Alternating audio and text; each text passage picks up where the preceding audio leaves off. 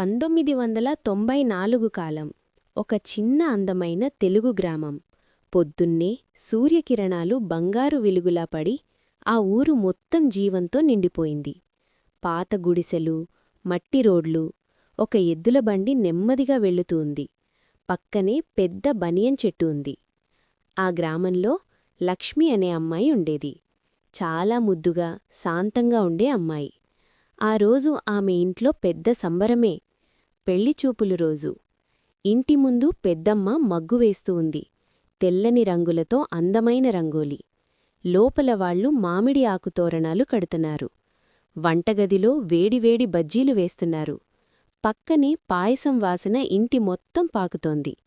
లక్ష్మి తన గదిలో అద్దం ముందు కూర్చుంది. పట్టుచీరలో, జడలో మల్లెపూలతో. ఆమె ముఖంలో చిన్న సిగ్గు, పెద్ద టెన్షన్. వాళ్ళు ఎలా ఉంటారో అని మనసులో ఆలోచిస్తోంది. కొద్దిసేపటికి రవి అనే అబ్బాయి వాళ్ళు ఇంటికి వస్తారు. రవి సింపుల్గా, కాస్త నర్వస్గా, పాత చెక్క కుర్చీలో కూర్చొని పెద్దవాళ్ల మాటలు వింటూ ఉన్నాడు. ఇద్దరి మధ్య ఇంకా ఒక్క చూపు కూడా పడలేదు. అప్పుడు లక్ష్మీ చేతిలో కాఫీ ట్రే పట్టుకొని నెమ్మదిగా బయటకు వచ్చింది. ఆమె కళ్ళు కిందకి, హృదయం మాత్రం బలంగా కొడుతోంది. రవి ఆమెని మొదటిసారి చూశాడు. ఆ క్షణం సమయం ఆగిపోయినట్టే. ఆమె సిగ్గు, ఆమె నవ్వు, అతని మనసులో ఏదో కొత్త భావన పుట్టింది.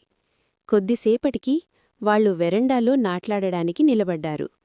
రవి చిన్నగా నవ్వుతూ, మీకు ఈ పెళ్లి ఇష్టమా అని అడిగాడు.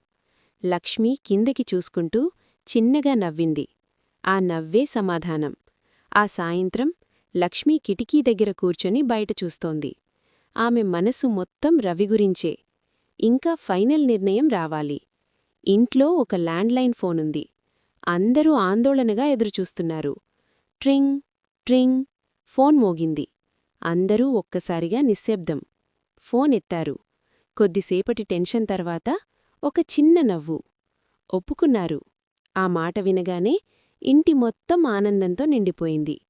కొన్ని రోజుల తర్వాత సూర్యాస్తమయం సమయంలో పొలాల మధ్యలో రవి, లక్ష్మి చేతులు పట్టుకుని నడుస్తున్నారు.